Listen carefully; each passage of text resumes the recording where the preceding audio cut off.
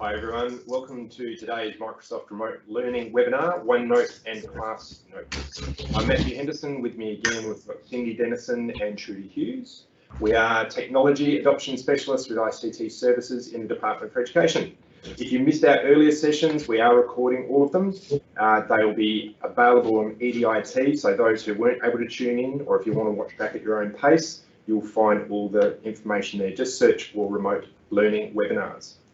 Please send your questions through in the Q&A section. We will be getting to them afterwards. We will post answers where we put the video in EDIT. There'll be slides from the sessions available as we get them from Troy as well. So now it's over to Troy Waller, Learning Delivery Specialist and Accessibility Lead at Microsoft Education Australia. Great, wonderful. Thanks, guys. Unlike yesterday, I made sure that I was already off mute, which would have been a real killer if I'd done that again. Hi everyone, my name's Troy. This is our third of 4 webinars. So at the start of this webinar, we're halfway through. Please remember that you can actually access the recordings of the previous webinars. The recordings and the slides are being made available to you. At some point during this webinar today, we'll give you those details again. But remembering that this is built on the first 2 webinars that we've already had, and so some of the questions that you might have will be answered in those earlier webinars, and so if you access those recordings and those slides, that would be really helpful. I want to also draw your attention to this website here, aka.ms/Microsoft Remote Learning. This is an Australian-based website from Microsoft Education Australia, which is going to give you links and videos and all kinds of things that you need to make sure that your remote learning engagements with your students are the best that they possibly can be using the Microsoft platform. So please keep an eye on that link there. Again, aka.ms/Microsoft Remote Learning. Let's have a look at our agenda for today. So what we're going to do first is we're going to explore the Microsoft Educator community quite quickly. We've looked at that in the earlier webinars, but we'll go through it again today. I want to talk to you about OneNote and where to get it and how to get it onto your multiple devices. I'm going to talk about the anatomy of OneNote and how OneNote is structured. We'll look at the features, we'll look at Class Notebook, and then we'll look at Teams, and we'll have next steps in Q&A. I want to make you aware of the fact that unlike live television, this is actually coming from my lounge room. And so I've got kids, I've got dogs, I've got, well, one dog, I've got planes flying overhead, all that kind of stuff. So I just want to apologize in advance that if you hear doorbells and mobile phones and all that kind of stuff, it's because, like you, I am working from home. All right, so on that note, let's keep moving. So this is our Educator Center, which is education.microsoft.com. So again, that's education.microsoft.com. And what I'm going to do now is I'm going to take us into that website. I've got a series of web browsers open. So the Educator Center is full of online courses which are recognised by the South Australian TRB. So you can sign in using your LearnLink email address and password, and then it will keep a record of the PD that you do online. And you have a transcript that's available to you that you can actually grab and you can demonstrate your learning, right? So because this is recognised by the South Australian TRB, it means that when you do courses on here, it counts towards your requirements for PD for the year. So no more needing, and not that we can at the moment anyway, but no more needing to jump in a car and go across town to some PD that may be irrelevant. Instead, you can choose PD that's really relevant to you, and then you can meet those requirements as well. I just want to take you through a couple of things that are available to you. The first thing is we break our courses down into individual courses, and they're categorized by, you can see here, courses that I've not started. Further down will be courses that I'm in the middle of and courses that I've completed. But today we're in OneNote. So if I type in OneNote here, you can see that I've got a series of OneNote courses, like getting started with OneNote. That's one that I really recommend to you if you're a brand newbie. Introduction to OneNote is another one. But this one here, OneNote Class Notebook, a Teachers All-in-One, is a really good workshop. Those 3 are really, really key. But if you're looking for other workshops, you can just by product, or you can even look at them by pedagogical terms. So for example, if we look at assessment, These are all the courses that are connected to me around assessment. All right, so those are our courses. Now, the other thing that we've got is we've got what's called learning paths. So learning paths are groups of courses. So one, again, that I want to show you is this one here, OneNote Teacher Academy. And the OneNote Teacher Academy is 3.5 hours worth of PD. It's 4 OneNote courses, specifically, obviously, around OneNote, getting started, OneNote Class Notebook, etc. So I just want to really stress this is a really good place for you to go in and access that. So that was at education.microsoft.com, and then you going through the search. Last thing, as well as remembering those achievements, so it keeps a record of everything you do after you sign in, and so you'll be able to demonstrate that. And with the audit sheet, it's really good because teachers are often asking for certificates and stuff. Yes, there's certificates and badges, but the audit sheet just makes it really, really easy. All right, so let's keep going. So the thing about OneNote is, whilst OneNote is a, started off as a Windows tool, it is now right across all your devices. And actually, after I built this, I realized it's a little bit old because the idea of a Windows phone down here is kind of funny. But it is available for your PC, your Mac, your Android device, your iPhone, etc. All right, your iPad. So whether you're on an Apple platform, whether you're on a Google platform, or whether you're on a Microsoft platform, that's okay. We have apps for all of them. The other thing too, though, is we have an online version, but I'll talk about that in a minute. Now, if you are on a PC, you may find that there are 2 versions of OneNote living on your machine. So this is not true of Mac, not true of iPad. This is just true of people that are on a Windows 10 machine. You may find that you've got OneNote, which is the app, and you also may find you've got the older one, which is called OneNote 2016. Okay, so you can use both. Now, the reason why we have 2 is because the original intention was to retire 2016, OneNote 2016, and everyone was going to move on to here onto OneNote. However, we had some die-hard OneNote 2016 fans that didn't want it to be retired, and so Microsoft heard that, and we sort of backpedaled on that decision. So you can still use 2016, or you can use the app. My personal choice is to use the app, which is the top one, the one without a date after it. And that's the one that has, a lot of the latest, greatest features, and that's the one that continues to have features added to it, etc. And that's the one that I'm going to be using today. That, and also the online version, which we'll talk about now. So the online version, if you have a browser, then you can access this, and it's the same whether you're coming through your Windows device, your Mac device, etc. It's coming through the browser.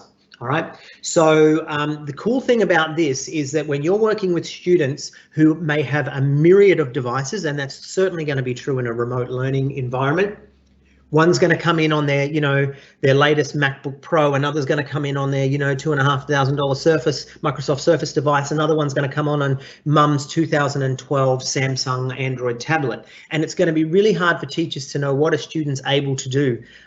So by using the online version, at least you know that everyone has the same window and the same features. So it's a really good thing a habit to get into in the remote environment of making sure that your students are all using OneNote Online, unless you know that all your students have got the same device, or at least, minimum specifications on that device. So keep that in mind, but we'll get in and have a look at OneNote Online a little bit later.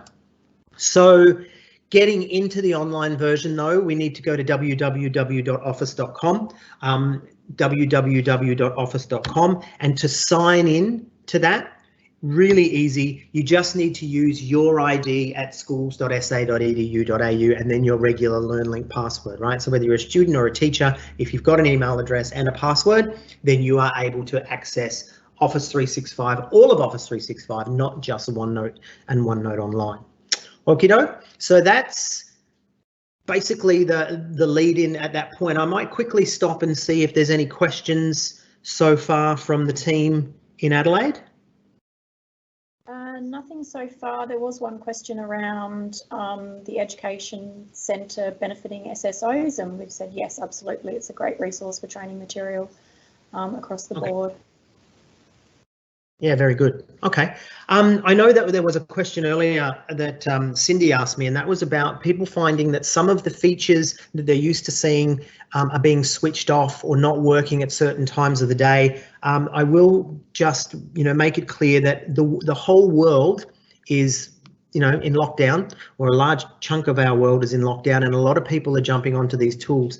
And so, it was unexpected. So what Microsoft have had to do is they've had to dial back or roll back some of the less important features so that the more important features are available to everybody. So what's happening at the moment is you might find that some of the features right across Office 365 are not working the way that you were expecting it to work, or that it's usually works.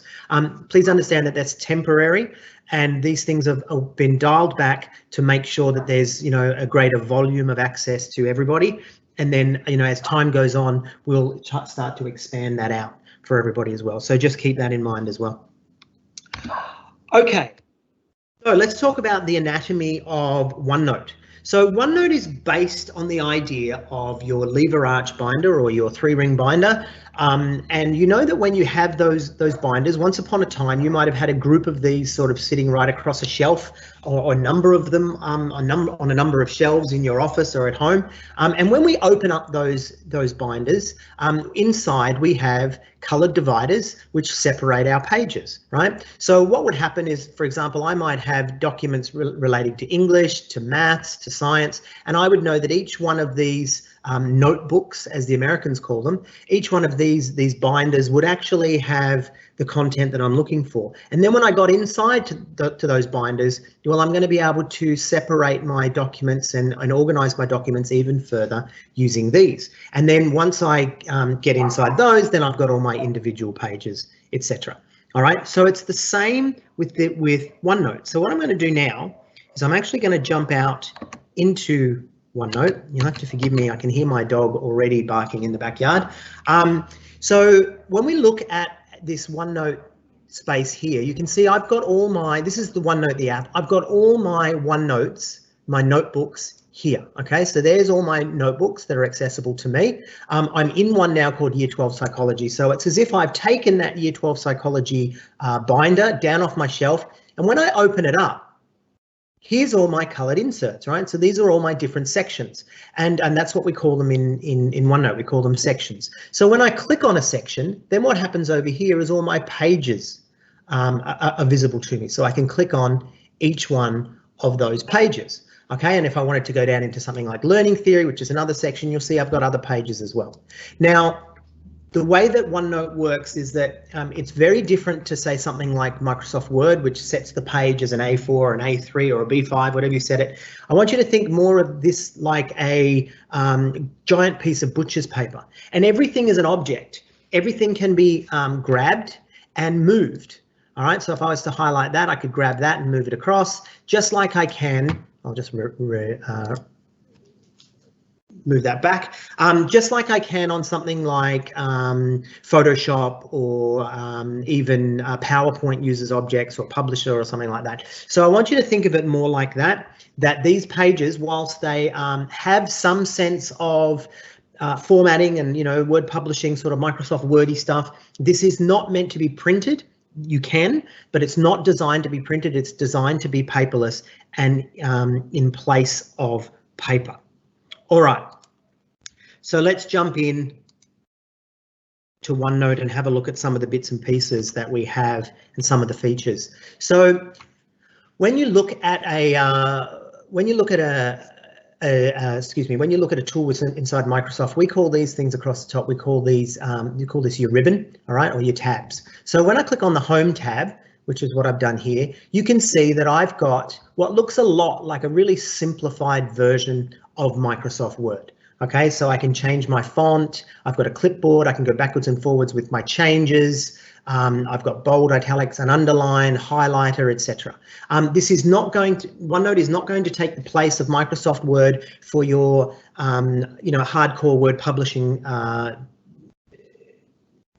tasks and that kind of thing. Instead, it becomes a multimedia hub for so much more than just text.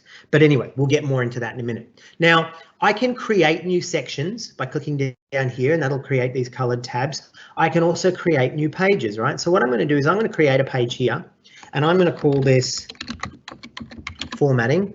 I don't know, one or two T's in formatting.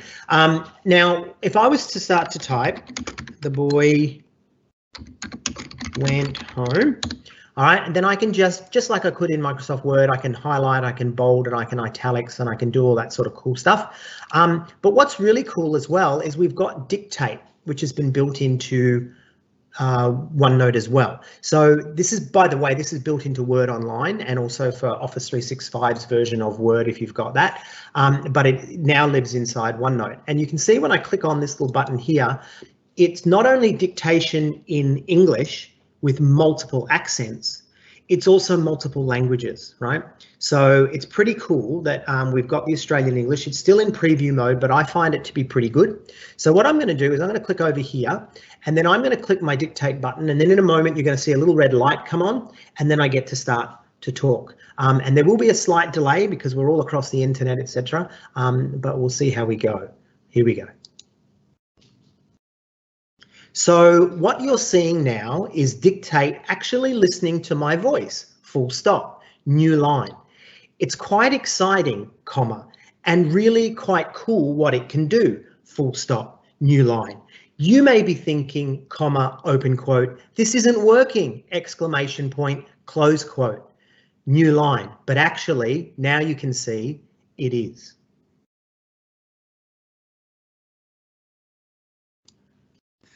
Okay, so unfortunately my cursor dropped into the middle of the sentence there and sort of messed things up. But up to that point, you could actually see that it was taking everything that I did. It missed the word comma here, but largely you see that I had to add my punctuation. And as I was adding my punctuation, it was writing it down as a word, but then later the whole thing sort of catches up. So you do need to be on the internet because you're using an artificial intelligence, which is listening to your voice. But the more you use it, the better it gets. Now, that's a really cool thing for some of your students that may have trouble with writing, and they'll be able to dictate their answers across their experience in OneNote. So that's pretty cool. I really like that one. I'm just going to get rid of that page. You can see here when I right click on my pages, I get a lot of different options of things that I can do, and I'm just going to delete that page there. Okay, now let's look at the insert. So the insert's kind of cool in that I can do some of the things that I'm used to in Word, like I can throw in a table onto my page. I can embed files. That means I can take a copy of another file, like an Excel file or a Word document or something like that, and I can embed that into the OneNote. And then it has a life of its own and people can access it directly from my OneNote page. The other thing I can do is I can print a page out. So here I have a PDF. Structure and Functions of the Brain, which once upon a time would have been a handout to my students. All I need to do from here is click print out, find that file, and it will actually print it out onto my OneNote page. So that means that now that's not changeable, but I can, highlight bits and pieces. I could write over the top of it, which is what we've seen happen over here, and it just treats it like a printed piece of paper, but in the virtual space. I can insert pictures from a file on my machine. I can use my camera to grab images, and I can also take pictures from online. It'll take me into Bing Images. I can throw in online videos, which is what we see down here. So we can see that a YouTube clip has been pasted in, and when that YouTube clip's come in, it's actually put a thumbnail in, and that YouTube clip can actually be played directly from this page. Now you're not going to be able to hear it because I haven't got system audio coming through. Maybe you can hear that from the speakers, I'm not sure. Okay, so that video plays in there. Now I could expand that and make that nice and big, or I could just make my screen a lot bigger by just doing this, and you can see I could make that huge.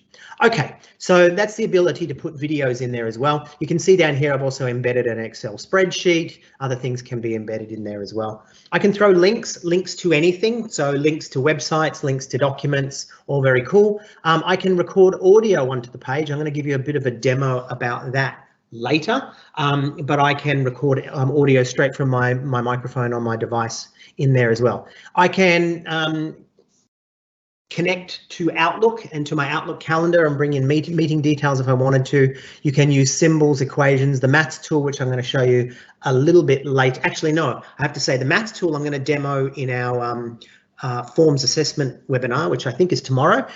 So I'll come back and I'll tell you all about the cool things you can do in that space. I can throw stickers on my page. So when I'm working with my kids, I like to be able to throw stickers on a real workbook. I can also throw stickers on the virtual workbook. I can also customize those and throw, text in and make them my own. The other thing I want to share with you is Researcher. So Researcher is really cool in that when I use Researcher, instead of using something like a search engine outside of OneNote, which may take me to a number of different sources, some of them reputable, some not. Instead, what happens, Researcher actually goes only to citable resources and it builds a bibliography for you as you go. So if I was to search for something like, let's say, Microsoft in Education, it's going to search and bring up reputable articles from reputable news sources, government sources, peer-reviewed articles, these kinds of things, all right? And I can actually bring those articles into my document and it'll start to build a bibliography for me. So that's really, really good. Keep that in mind. That's Researcher. And you know that it's not going to take you to things like, conspiracy theory websites and all that kind of stuff as well. So it certainly doesn't reduce your need to talk to children about critical thinking and looking at our sources, etc. But it just adds a layer of protection there. The other thing we've got is the ability to insert Microsoft Forms. So I've got a series of Microsoft Forms that I can actually embed into the page, whether I build new ones or bring in ones that I've already built, that can sit over there as well. So that's quite cool. That goes on in the insert section.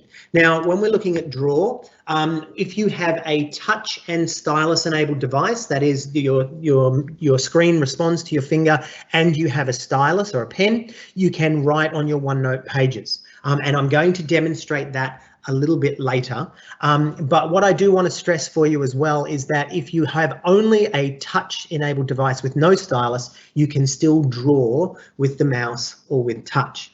You've got the ability to throw shapes on your page. And I'm just going to show you this now. So you're just going to have to forgive me. What I'm going to do is I'm going to create a page. I'm going to call this my demo page. And then I'm going to have to, because I have to bring this down, forgive me, I have to bring this down into my screen, which you can't see at the moment, but I have to reshare. So just give me a moment to share this.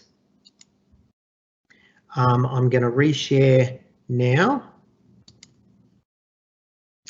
And screen one, you're going to get to see that there. Okay, so I just wanted to show you because I needed to show you what it looks like on my Surface device.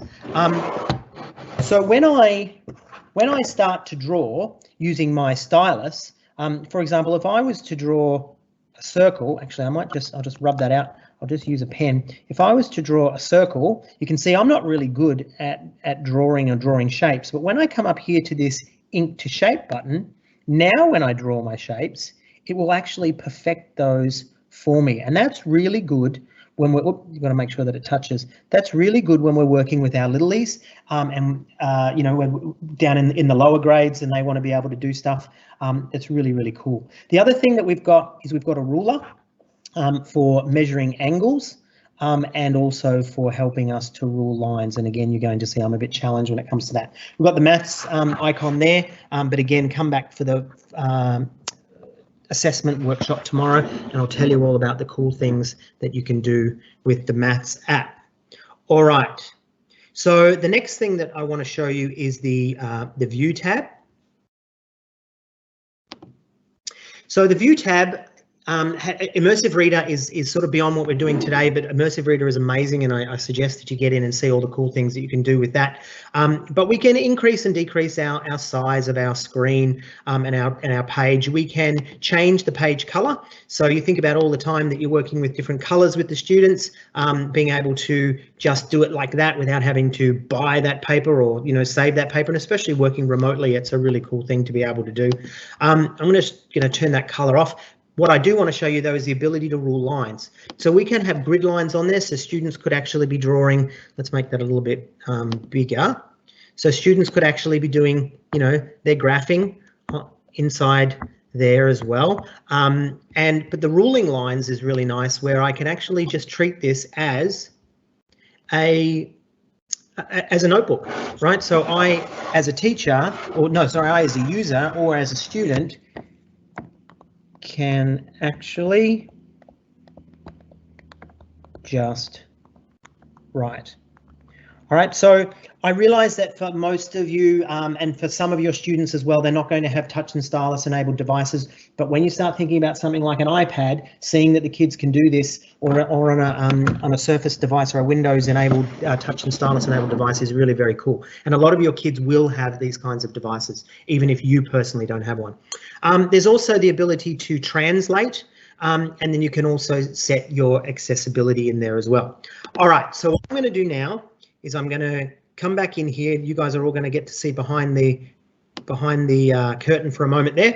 You can see how we're running this webinar. I'm just going to share again because I need to bring you back into my other screen. There we go, and welcome back to it. All right, so what I think I want to do there is I actually want to take a breather and just see if there's any questions about anything that we've covered so far. Hey Troy, lots of questions coming through today. How do you translate this app for students who have very limited or no internet access at home? That's going to make it very, very difficult.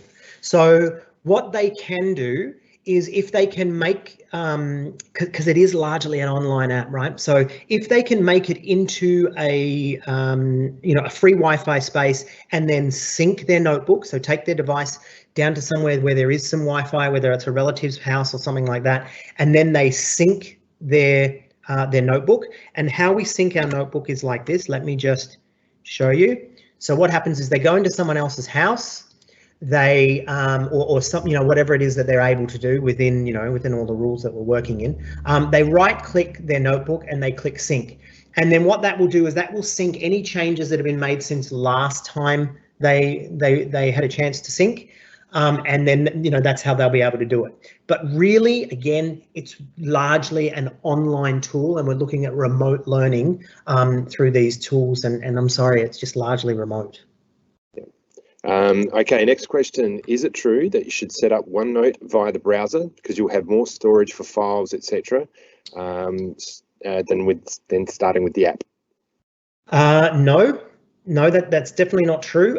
It all depends on where the OneNote is stored. If you create a OneNote in Windows 10, the app, or in the Mac app, as long as you're signed in with your Office 365 account, it will create those in the cloud anyway.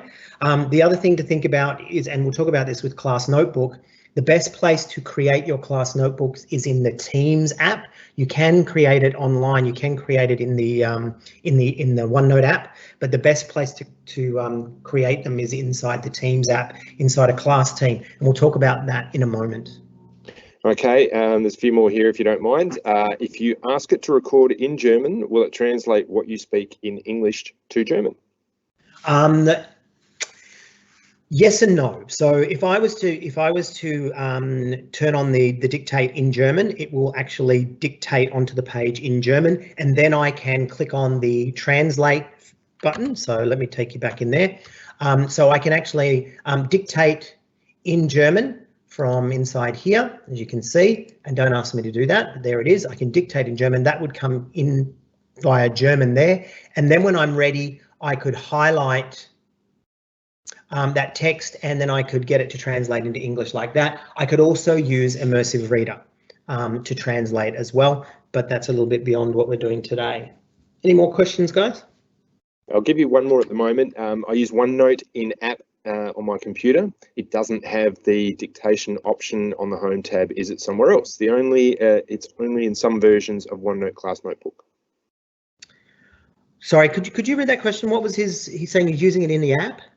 Yeah, so it's in the app on the computer, and it doesn't have a dictation option. So that might be sure. Yep. maybe. So it probably just needs to make sure that you've updated the app and that you've also got your Windows updates run as well. That's assuming that you're using the OneNote app, the one without the date. So again, I would just make sure that you've got the latest version of OneNote installed on your machine, and also make sure that you've got all your Windows updates run on your machine too. Thanks, Troy. No worries.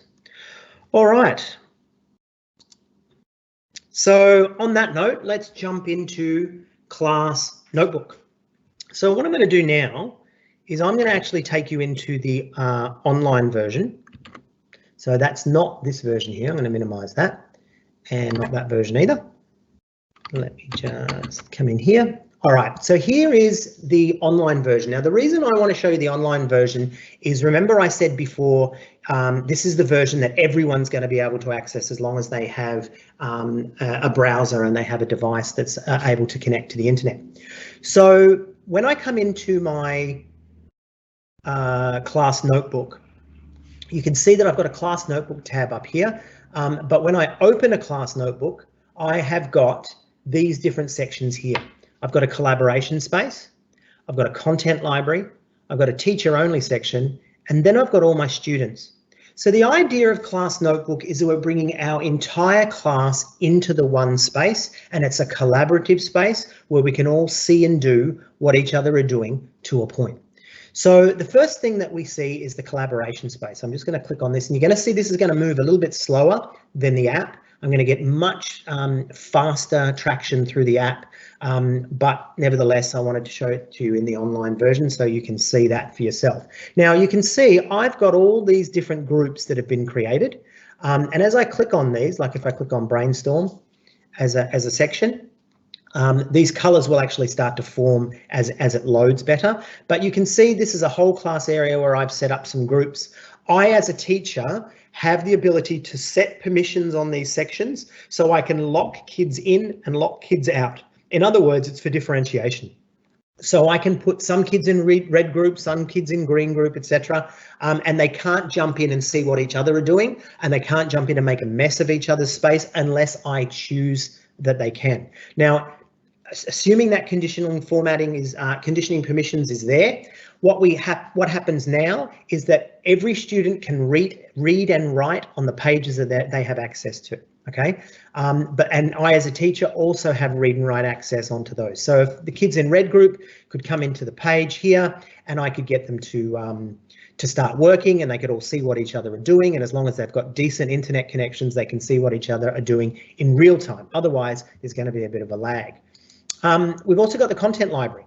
So the content library is where I, as a teacher, keep all my learnings. All right, so these are my lesson engagements. Now the students have read-only access. They can make copies, but they can't change anything in here. So I might make that material available to them at the beginning of a unit, or progressively reveal it to them, but they can't make any changes, right? So this is my master copy of my learning engagements. The other thing we've got is a teacher-only section. I'm going to talk to you about how to access that in a moment, but the teacher-only section is exactly as it sounds. It's a space for me to do everything that I need to do. The students don't see it, they don't know it exists, right? So it's my private space for building and working.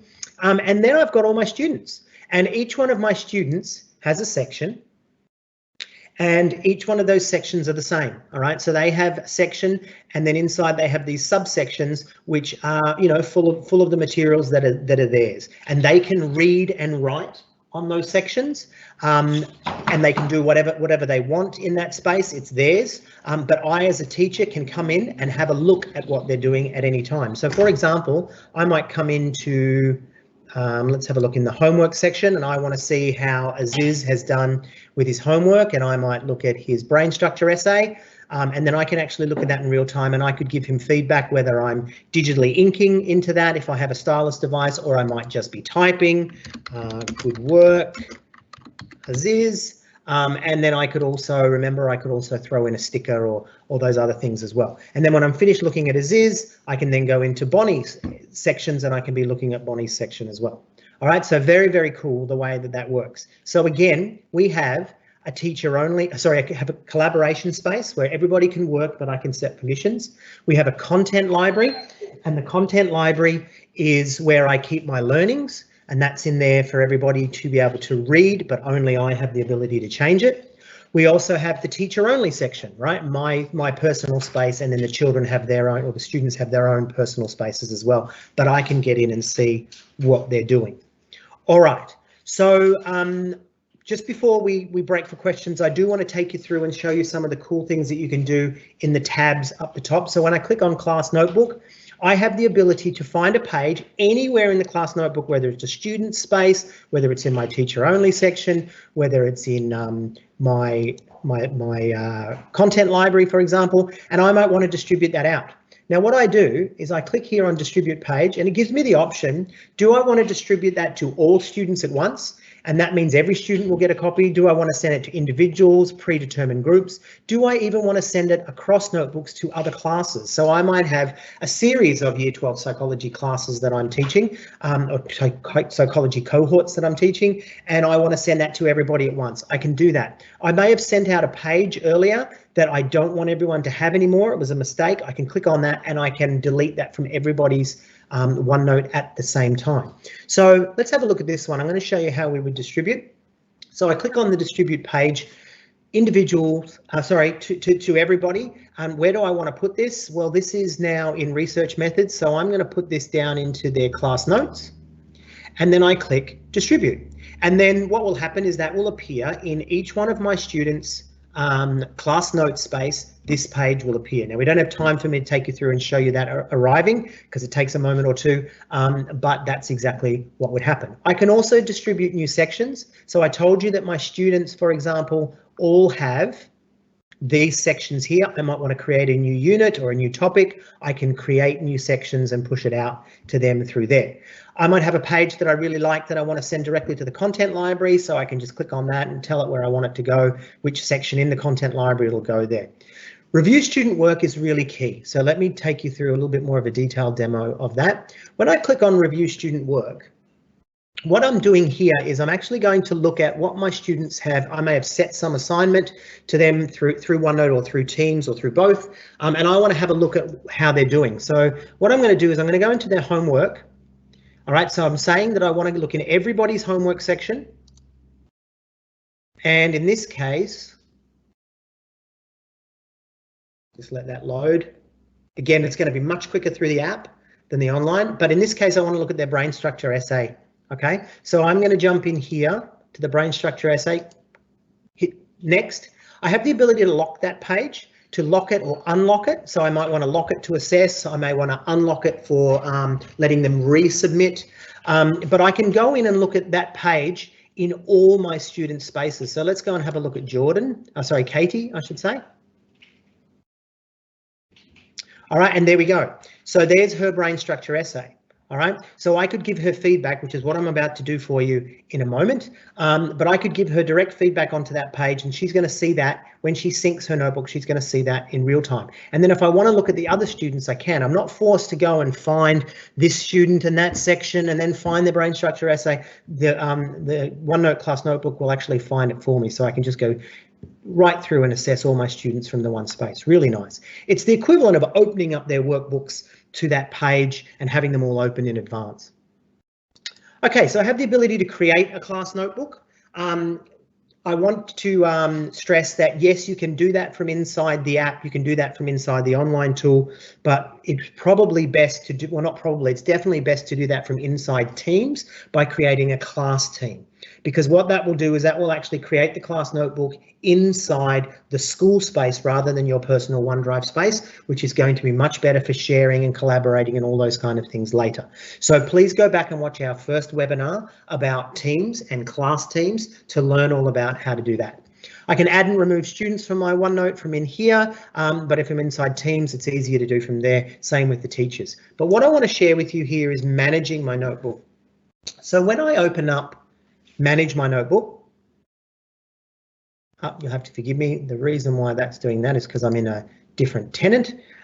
So that's okay. What I'm going to do is I'm just going to click on Manage Notebooks again. I'm going to grab that link. I'm going to open it in a different browser. This is just simply because I'm using so many different notebooks and tenants. I need to actually open this in one that's actually signed in with this account. So forgive me for that. All right. It's just going to be easier, guys. I apologize for this. It's just going to be easier if I do this manually.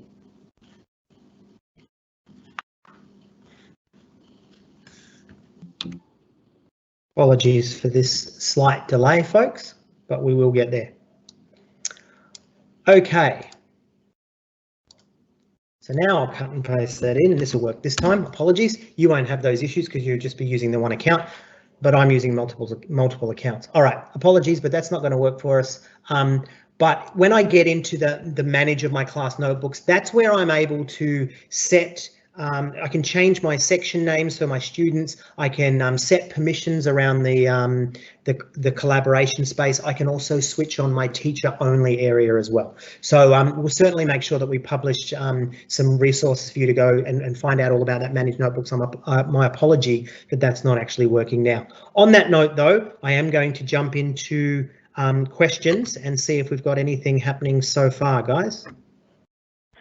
Okay, Troy, so we've got a question here about someone having a very full class notebook that they made themselves just through their own personal space. How do they get that across to teams now? Do they have to copy it or start again? What's the go there? So if it's a class notebook, what they need to do is when they create a team and they start setting up the class notebook, you get an option to use a template with existing content, and it will bring much of that content, especially the content library. It'll bring that across. What it won't bring across is it won't bring across the student sections. So then you'll just need to once you've added the students, you get the students to manually draw that across, or you can do it. But at the moment, the only way to bring an existing class notebook in with full integration into Teams is to, as I said, create a brand new one and then use the old one as a template. But again, we'll give you links on how to do that. Okay, perfect. Another person asked as well, with the insert tab, you can insert a file. If they insert a file from their computer and that file gets updated, does it automatically update, or do they need to upload it again? No, it's not a live document. It's a brand new version of that file, so it's got a life of its own. If you do want it to be updatable, etc., my suggestion is to grab a share link from a live document, so whether that's a OneNote Online or Word Online, and you grab that link and you put that link inside, and then when they click on that, they'll be taken to that page. Otherwise, if you embed your own file, it's a full brand new copy of that file and has a life of its own. Yep. And then just one more. Can we track which students have accessed the notebook and when? Yep, definitely. So let me just jump back into this one here. Actually, I'll bring you into my one here. So when we look at spaces that students have been working on, what happens is it's a little bit hard for you to see here, but you have the ability to show and hide authors. Let me see if I can find one where everyone's been working together. Brain structure. Yeah, there we go there. So can you see there's these little initial lines here? That's showing initials of the students that have actually been working on those spaces. So that one is student is AD. If I bring over here, you can see this student, right? So as I actually, maybe a better one would be this one here. So as there we go, down the bottom there, you can see TS has been in there as well. I can hide those, or I can reveal those. So it will actually show me what student has done what. The thing you've got to watch though is it will only show me the student that was there last. So if I was to type something over here and then another student, and that would have my initials, another student came in and made some changes to that, it would change to their initials. But I do want to share with you the ability to what we call replay. So when I highlight a piece of the page, it will actually build the page in the order that it's done, and you can see it's starting to drop all the things that were actually placed in there before, as well as those initials, right? So it's going to show me what's happened on this page and who's done what in what order, which is pretty cool. Yeah, thanks, Troy. That's great. I haven't seen that before. Yep, the replay feature. Any other questions? No, we've got a few others, but I think we can address some of those afterwards. Thank you. Okay, cool. All right. So before we jump into Teams, I did realize there was another thing that I didn't show you, and that is about leaving feedback, and that was something that I did promise to do. So you have to forgive me. I'm going to have to do my old slide change again. So I'm just going to grab this one and drag it down to my other screen. I have to move it down to a screen that I can actually use. I've got two screens that I'm using here, but I have to bring it down to a screen that I can use to actually type and write on. So I'm just going to stop my sharing, and then I'm going to reshare. And there we go. All right, so when I come in here, I'm just going to move my computer around so I can actually write on it. If I was to come into someone like, let's go into Garrett, and let's have a look at Garrett's homework. Now, I could look at everybody using that review tool, but instead I want to look at his brain structure essay. All right, now I could maximize, I could maximize the screen like that to be able to see everything, and just, make it really nice for me to actually write on. But instead, I want you guys to see how I do this through the buttons that I push. So I'm just going to make sure that I'm set up to draw. So I'm using a stylus, but remember, if I've got a touch-enabled device, I could do this just with my writing. With my finger. I'm going to make that a red pen, which I've done. And then what I'm going to do over here is I'm going to insert an audio recording. Okay, and then that's going to start recording. So it is now. And as it does, I'm actually going to be, I've left that draw to touch on, ink to shape on. I'm going to start to speak to him, and I'm going to say, okay, mate, I'm going to talk to you about this, and I'm going to speak to it. I'm going to leave some notes there, but I get to speak to it more than just writing my notes. So it's going to save me a lot of time in my marking, and I can highlight things. I can change that to a highlighter and highlight this and highlight that, etc. And then when I finish giving him all the feedback I want to give, I hit stop. Now, unfortunately for you guys, I'm not going to be able to show you, or I'm going to be able to show you, but you're not going to be able to hear it because this version of the Teams live event doesn't allow us to use system audio. But when this starts to play back, what happens is he gets a full recording of everything I said, but you're going to notice that these will actually start to highlight while the audio is playing. So I'm just going to pretend you can hear it, which you probably can't, but as you do, I want you to see how the highlighting actually syncs with the different parts of the audio.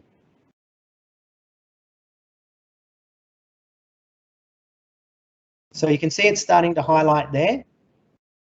And as the audio goes on, what I'm drawing or what I'm writing on his page is actually highlighted in sync with the audio.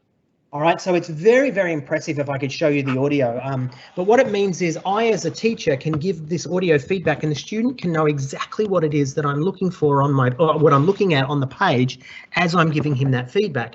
But you can turn that around, and students could have maybe a picture of the brain or something like that, and they could actually be speaking to that and drawing on top of that diagram. And as they do, that is synced with the audio, and I know exactly what it is they're looking at and exactly what they're talking about at that moment. So that's pretty cool, that ability to give that real-time feedback. And we know Hattie talks about feedback being timely and feedback being comprehensive, and being able to give that feedback verbally as well as through text is really quite an amazing feature of OneNote. So again, I want you to explore that in your own time.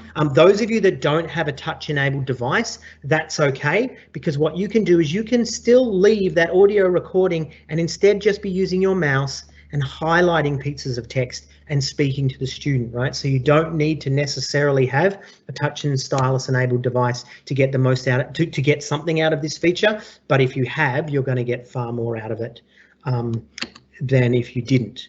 All right, I might just throw open to some more questions as well, if we could, guys.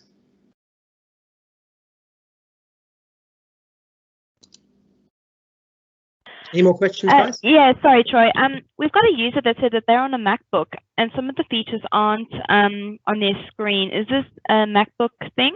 Yep, just make sure that you've got yourself updated and you're using the latest Mac app of OneNote, but yes, definitely, as I said at the beginning, not every tool is available in every platform, and not every feature is available in every platform, but certainly this is, you know, things get updated all the time, so you can keep an eye out for these updates. Okay, another good one that we had was during any given teaching day, what would using Teams, Office 365 and Class Notebook look like? How do they all tie in together? Do you use them individually on set days, or do you use them all three together? The answer to that is in our first workshop. So you access the webinar there where we have Teams, because Teams is a hub where it brings everything together. So the marriage of OneNote with Teams is really quite powerful, and I'm about to jump into that in a moment. But definitely visit that first actually the first and second webinar. Really what I'm sharing with you over these days is I'm breaking things down into pieces, but how you modularize that and put that back together in a way to best reach your students is up to you. But that website that I showed you before, education.microsoft.com, with those online tools, I'm sorry, those online courses, that is really going to give you a lot of ideas on how to use this stuff. Yep, perfect, thank you. Okay, very good. All right, let's keep moving then. So now what I'm going to do is I'm going to take you into Teams, because I want to have a bit of a chat with you about some of the cool stuff that you can do inside Teams. So I just have to make sure I am in the right account here, which I am. I'm going to pop over to Teams. I just hope this doesn't ask me to sign in and we have that same problem I had before, but it's looking good. Okay, so here I am in my class team, and if you were in my earlier workshops, you will recognize this team. It's the one we looked at last time. So when we create a class team, it automatically creates a class notebook. Now, I said before that class notebook now lives inside the team, but it also lives in the school shared space, the school's SharePoint space, which is really important that if we want to hand that on to someone, or if the teacher leaves the school, we just have much more functionality and much more convenience by keeping it in that space. All right, but you can see here when I click on class notebook that we get class notebook online inside Teams. I can still pull that down into the browser or even into the app if I have that installed. So just because it's inside Teams doesn't mean I can't use it in the full app. All right. When I add students to the team, the students are automatically added to the class notebook. All right. And the management of the class notebook can all be done inside Teams as well.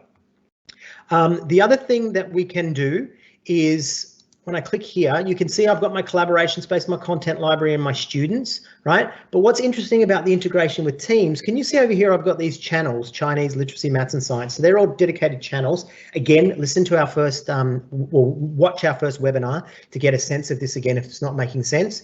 But for those of you that were in the first webinar, hopefully this will make sense, that when now I click on the collaboration space, you can see that it's actually created maths notes, literacy notes, Chinese notes, directly connected to these channels. So that means that I've got OneNote pages that are inside the collaboration space, but if I was to go into, say, literacy, for example, and click on notes, that's that OneNote collaborations page inside the channel. All right. The other thing I want to share with you is the OneNote integration with the assignments features, right? So again, go back and watch our first session all about how assignments are created, etc. But when we do create an assignment, we get the option to add resources to that assignment, and those resources can be, look at this, a class notebook page. All right, so when I click on that, if I've got a class notebook page that I have assigned as a template for an assignment, I can actually grab that and I can attach that to the assignment. So the students will actually be able to revisit that class notebook page through the assignment feature, through the general tab up here, or even through the app. All right, so it's that integration. It's really very, very cool. All right. Maybe I'll stop for questions just on Teams or any of the other things that we've done up to this point before we get into next steps, because we've only got about 6 minutes left. Yes, question here for you, Troy. Can work be scheduled to go up so students can't see everything at once? Can work be scheduled to go up so students can't see everything at once? That's what we can definitely do here inside the assignments feature inside Teams integrated with OneNote. So I can save an assignment that's waiting. I can set its date to be released and I can assign it on the spot. But you can't do that from inside OneNote. It has to be the integration with Teams. Thanks, Troy. Any other questions? No, that's it. No? Okay. All right. So let's talk about next steps. So the one that I want to draw your attention to was that OneNote Teacher Academy series of courses. It's about 3.5, 4 hours worth of PD, again, recognised by the TRB, which is nice. And that's at education.microsoft.com. That's a really good place to get your head around this rather than sort of finding your own way. Let someone hold your hand and talk you through that. Another really good website for you is OneNoteForTeachers.com. OneNoteForTeachers.com, full of resources, exemplars, example OneNote class notebooks, things like that for you to see and get your head around. So again, OneNoteForTeachers.com, go in and have a look at that. We have a couple of resources available to you. I spoke to you before about this aka.ms Microsoft Remote Learning, everything that you need, or at least a jumping point to everything that you need for remote learning using Microsoft. Those of you that are on Twitter, OneNote EDU, OneNote Education have a really active, great Twitter feed. People, you can go in there and ask them questions and they'll answer you. I promise you they will. And you can also connect with other people in that space and you know, be reaching out to them for help. And then we've got this page here, which is support.microsoft.com, support.microsoft.com/education. That's another really good website for you to get the documentation that you need around using OneNote. I will actually just quickly show you what that looks like. So this is it here, support.office.com/education. You can type your questions in here, or you can scroll down and we've got, you know, if you've got questions around Teams, OneNote, Class Notebook, learning tools, forms, all these sort of things, it's here. This is going to be the best place for you to go and get the answers rather than, you know, sending the answers to myself or to people in the department. You can actually get, you know, instant answers through there. Another thing I want to share with you, don't be put off by that, that website link there. It's actually only just office.com/training. Okay. office.com/training, and that's our 365 training center. This is generic training. So whether you're an admin, leadership, classroom teacher, it's all about using just the basic features. So it's not going to come at you from an education perspective. It's going to come at you from just a general perspective on how to use these tools. All right. So that's office.com/training. And the other one was support.office.com/education. So I really want to stress they're really good websites for you. Okay, let's keep going. We're nearly there. aka.ms/MEC newsletter. That's a really good website, sorry, a really good newsletter for you to sign up to. You'll get emails once a month or once a fortnight with the latest, greatest features, updates, cool stuff that's going on. And if you want to connect with me on social media, that's where you find me. I'm at Hudra Saram on Twitter. You can find me on LinkedIn. Just type in Troy Waller. You'll see the little Microsoft icon next to my account. And the same thing goes for Facebook. I just use these totally for work-related stuff, so no photos of cats, I promise. So guys, I think we're nearly there, but if you've got any quick questions, we can field them. Otherwise, over to you. Yes, we did have a question. Somebody asked if they were asked to change the name of their team, but it didn't change the name of the class notebook. Is there a way to change the name of the team? Sorry, change the name of the notebook so it matches the team name? No, so it's really important that you think about that in advance. If it really matters to you, what I would do is I would actually shut that team and that class notebook down and just delete that and start again. So you can't change it afterwards. Same goes with changing your channel names. You can change your channel name, but it won't reflect in some of the SharePoint and other sort of back end stuff as well. So when you're creating things, just make sure that you do a little bit of thinking, get the naming conventions right, etc., and just be careful that you don't throw in any typos while you're building it out. Thank you. That's really good to know. I think all the others we'll address later and put it online. Okay, great. Well, reach out to me, folks, if you need anything, and I've given you lots of resources. So thanks very much for having me, guys.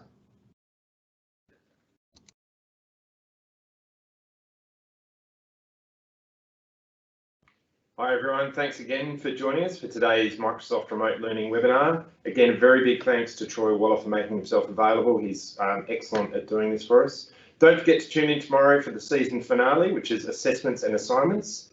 And as Cindy just mentioned, we are making all of these questions, all of the slide decks, everything available through our EDIT link. Thank you very much.